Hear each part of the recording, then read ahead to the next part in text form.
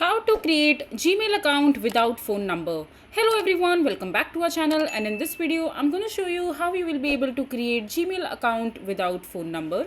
So first of all you have to do is just simply open your Chrome browser, and after that just simply click on your profile section from the Gmail account that you have already logged in, and from there just simply click on sign out, and now just simply click on continue from this window.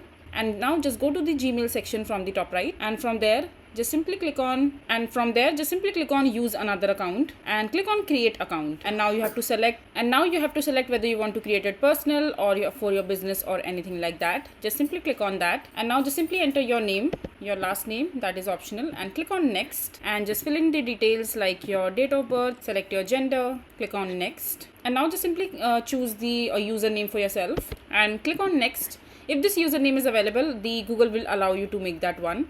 And now you have to create a password for yourself and click on next. And now just simply click on next. You can add a recovery email if you want to, or you can skip that part and just see your profile that you are creating and click on next.